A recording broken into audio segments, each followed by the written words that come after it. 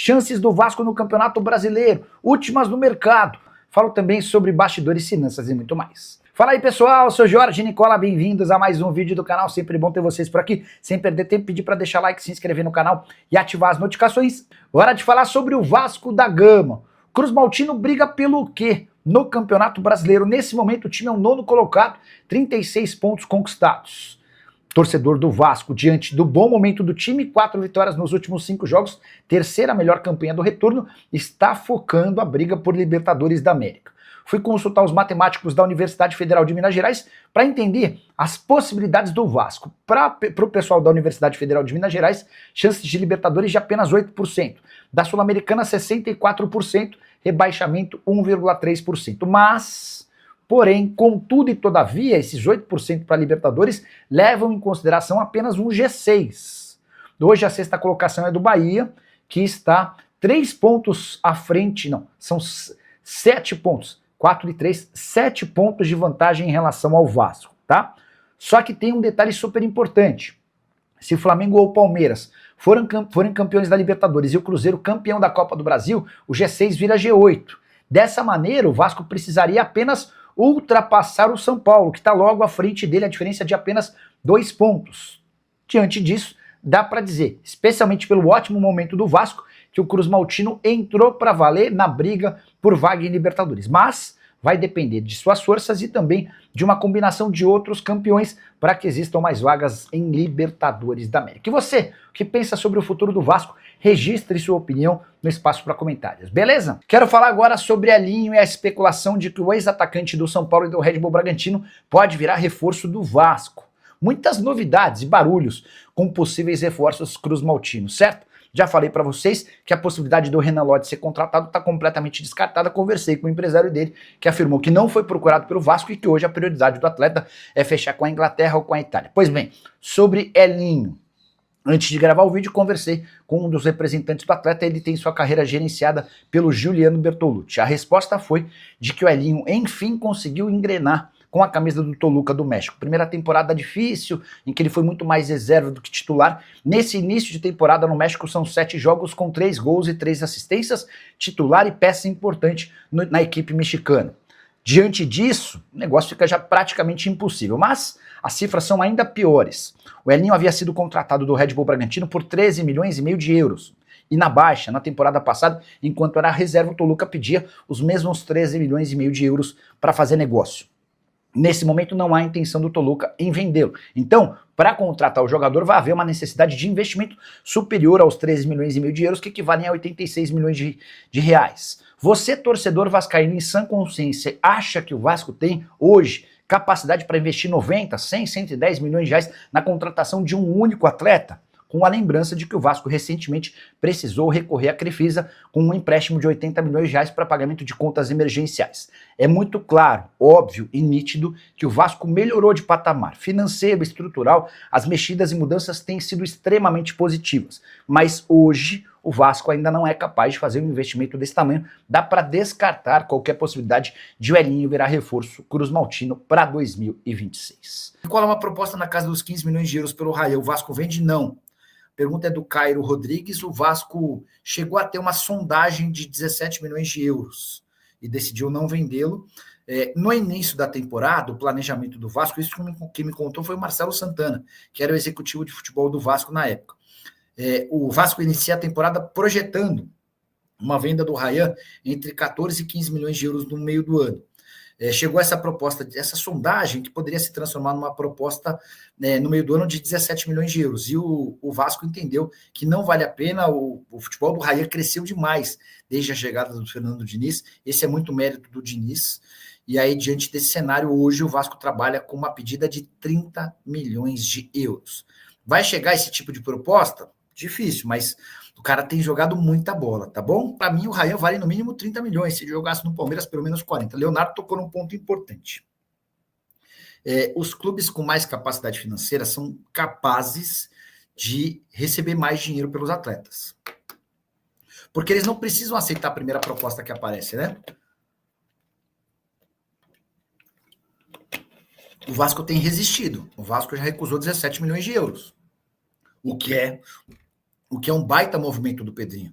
Cara, 17 milhões de euros salvariam muito das contas do Vasco. Só que ele preferiu recusar para imaginar uma negociação bem superior.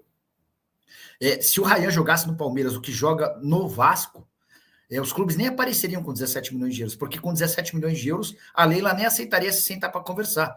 Porque o Palmeiras já vendeu, por exemplo, o zagueiro, o Vitor Reis, por 30 milhões de euros, por 32 milhões de euros para o Manchester City. Tá bom? O Kaique manda, na minha percepção, discordo do Felipe Melo e do Fernando Diniz em convocar o Ryan. É um garoto em uma crescente, mas não consolidado ainda, oscila muito durante os jogos.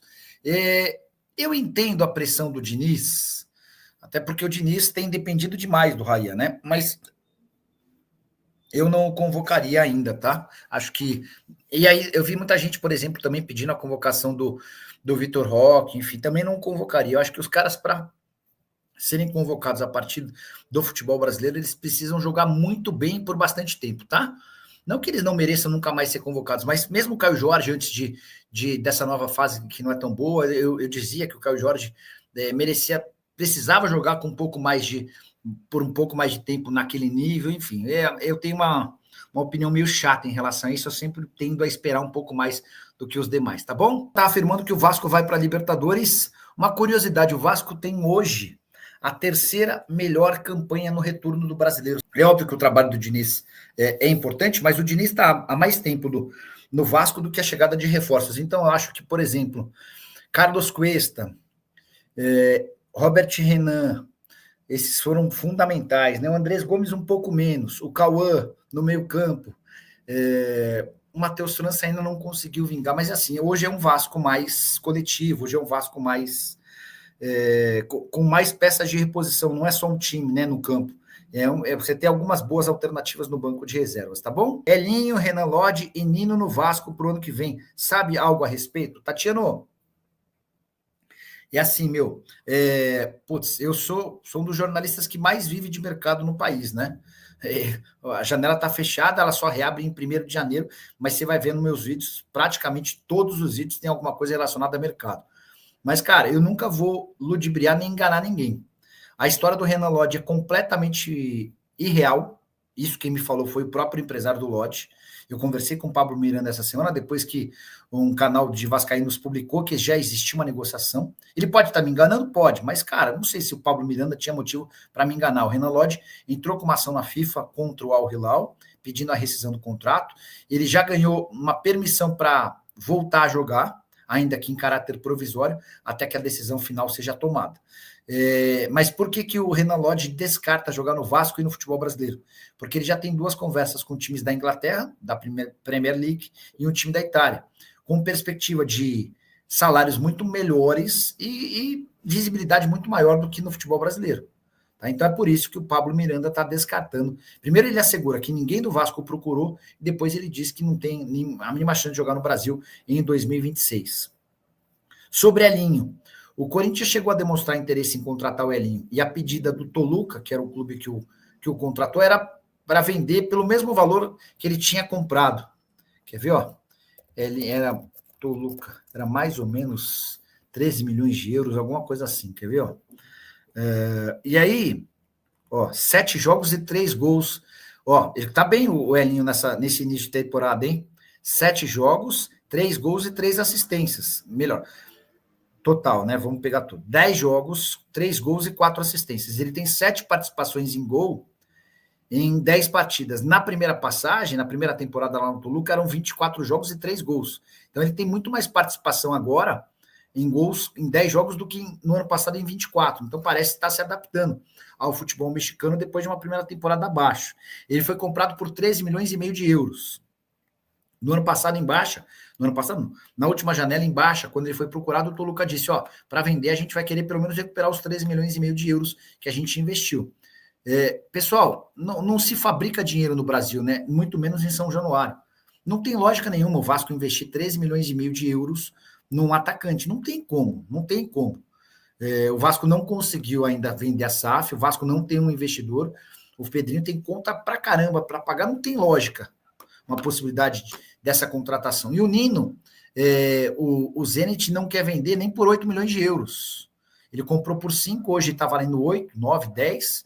e a ideia é ficar com o Nino, na pior das hipóteses, até o fim da temporada europeia, que acaba em maio. Então, cara, não tem lógica, não tem cabimento, entendeu? Eu podia vir aqui e falar, pô, são bons nomes na mira do Vasco, daqui a pouco o Vasco pode tentar trazer. Não vai trazer, porque não tem. São nomes muito caros, entendeu? O Nino, chegaram a especular o Nino no Flamengo, mandei mensagem para o empresário dele. E o empresário falou, Nicola, ninguém do Flamengo me procurou. E não daria para fazer nada com o Zenit sem me procurar, tá bom? Tá, então, né, família? Ficamos com aquele giro de notícias do Vasco da Gama. Então, se você gostou do conteúdo, chega deixando aquele like maroto, inscreva-se no canal e ativa o sino das notificações para você ficar por dentro de todas as atualizações do maior clube brasileiro, que a gente tá falando do Vasco da Gama. Valeu, um grande abraço, até o próximo vídeo. Segue pra mais.